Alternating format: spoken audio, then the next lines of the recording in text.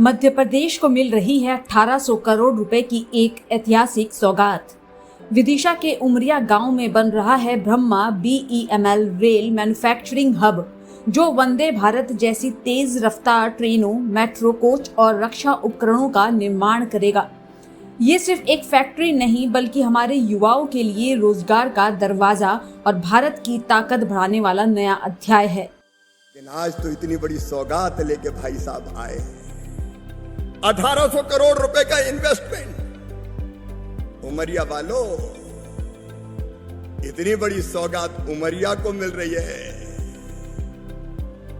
1800 करोड़ रुपए का railway coach बनेंगे। और इस क्षेत्र में आदरणीय भाई साहब, इस क्षेत्र में मैं बचपन से आता रहा हूं। यहां पांव भी घूमा हूं, पद यात्रा भी की, साइकिल यात्रा भी की। और इस क्षेत्र की जनता ने भरपूर स्नेह भारतीय जनता पार्टी को दिया है। पटवा जी के नेतृत्व में यहां विकास की यात्रा प्रारंभ हुई थी। यहां का मंडीदीप औद्योगिक क्षेत्र, आज 752 औद्योगिक इकाइयां वहां कार्यरत है। और मुझे बताते हुए खुशी है, सुरेंद्र यहां बैठे हैं, डायरेक्ट और इनडायरेक्ट एक्सपोर्ट हमारा लगभग 20,000 करोड़ रुपया है इस मंडीदीप औद्योगिक क्षेत्र से।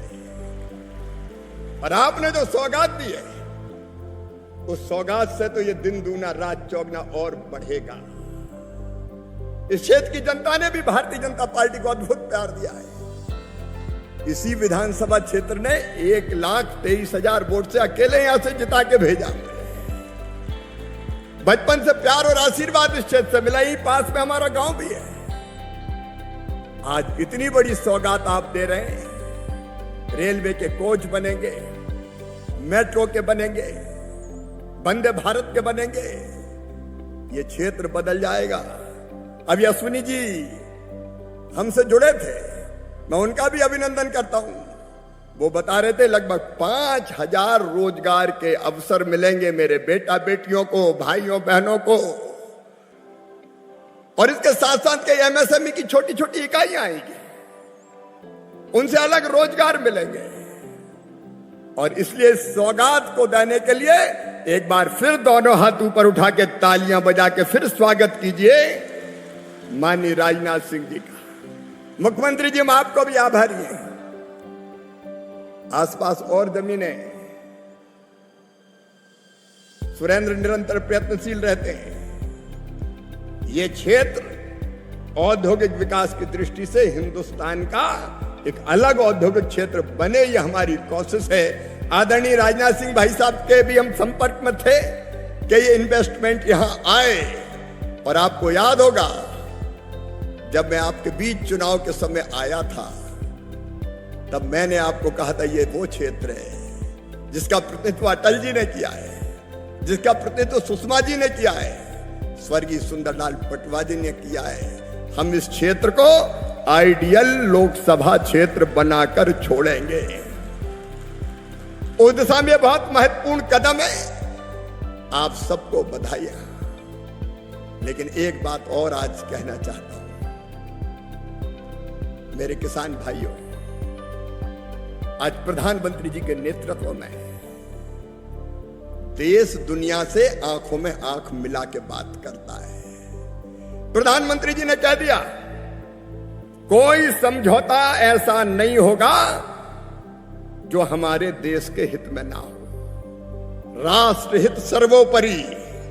दुनिया के किसी देश से भी अगर कोई समझौता होगा तो देश के हितों को ध्यान में रखते हुए होगा और किसानों के हितों को ध्यान में रखते हुए होगा। किसानों के हितों से कोई समझौता नहीं होगा। हमारे छोटे छोटे किसान 1 एकड़ के, 2 एकड़ के, 2.5 एकड़ के, 3 एकड़ के, अगर बाजार हमने किसी देश के लिए खोल दिया और वहां से भारी मात्रा में सस्ता अनाज आ गया, तो हमारे किसानों का क्या होगा? और इसलिए प्रधानमंत्री जी ने कहा कि चाहे मुझे व्यक्तिगत कीमत चुकानी पड़े, लेकिन किसानों के हितों से कोई समझौता नहीं किया जाएगा। किसानों के हित सुरक्षित रहेंगे। किसानों के, मछुआरों के, पशुपालकों के हित सुरक्षित रहेंगे। और इसलिए ऐसा कोई समझौता नहीं होगा किसान भाइयों। देश के लिए जीना इसी को कहते हैं। अपने लिए तो सब जीते हैं, कीट पतंगे भी जीते हैं, पशु पक्षी भी जीते हैं, अपने लिए जिए तो क्या जिए। लेकिन इसके साथ प्रधानमंत्री जी ने आह्वान किया है, मैं आप सबसे निवेदन करना चाहता हूं। उन्होंने आह्वान किया हम सबको, हमारे देश की अर्थव्यवस्था दुनिया की चौथी सबसे बड़ी अर्थव्यवस्था है, तीसरी सबसे बड़ी अर्थव्यवस्था बनने वाली है। भारत तेजी से आगे बढ़ रहा है और इसलिए बहनों और भाइयों, प्रधानमंत्री जी का आह्वान है कि देश को और मजबूत बनाने के लिए हम अपने देश में बना हुआ सामान ही खरीदें, स्वदेशी को अपनाएं।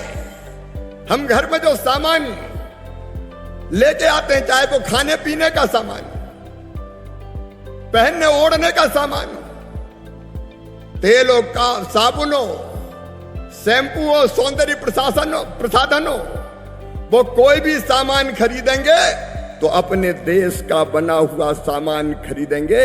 144 करोड़ भारतवासियों का देश अगर स्वदेशी अपनाना शुरू कर दे तो हमारी व्यवस्था और मजबूत, अर्थव्यवस्था और मजबूत हो जाएगी। और इसी को देश के लिए जीना कहते हैं। हमारे लिए, देश के लिए प्रधानमंत्री जी ने अपने आप को दांव पे लगा दिया। बताओ, प्रधानमंत्री जी के साथ खड़े होंगे कि नहीं होंगे? जोर से बोल के बताएं, खड़े होंगे कि नहीं होंगे? आज हम सब प्रधानमंत्री जी के साथ खड़े हैं, उनके आह्वान के साथ खड़े हैं। और इसलिए उन्होंने आह्वान किया है तो हम भी संकल्प लें कि हमारी जरूरत की जो भी चीजें हैं यथासंभव, अगर वो भारत में नहीं बनती होगी तो अलग बात है, लेकिन भारत में अगर बनती है तो हम भारत में बनी चीजें ही खरीदेंगे। बोलिए, खरीदेंगे? जोर से बोल के बताओ, खरीदेंगे? एक बार फिर खरीदेंगे? तो बोलिए, भारत माता की।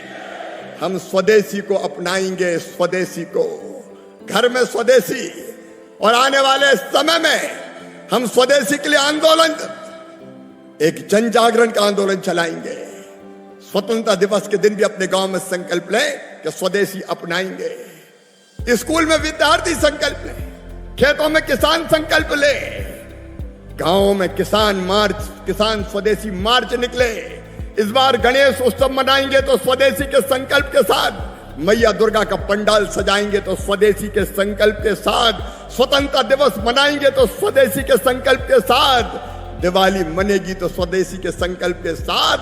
स्वदेशी स्वदेशी स्वदेशी इस मंत्र को गुजाएंगे और यही देश के लिए जीना है। और किसान भाइयों, अंत में केवल एक और सूचना दे के अपनी बात समाप्त करूंगा। कल फसल बीमा योजना के मध्य प्रदेश के किसानों के खाते में भी लगभग 1156 करोड़ रुपया डलने वाले हैं। कल आपके खाते में जिनके नुकसान हुआ था फसलों का, 1156 करोड़ रुपया आपके खाते में डाले जाएंगे। कुल मिला के पूरे देश में 3200 करोड़ रुपया किसान के खाते में डाले जाएंगे। ये किसानों की सरकार है, एनडीए की सरकार, भारतीय जनता पार्टी की सरकार किसानों की सेवा में कोई कसर नहीं छोड़ेगी। मुख्य सर का पसीना जब माथे को आता है वो किसान है जो अपने दम पर फसल को उगाता है। आन है, बान है, शान है, किसान है। किसान इंडिया, चलेगा हल, बढ़ेगा बल।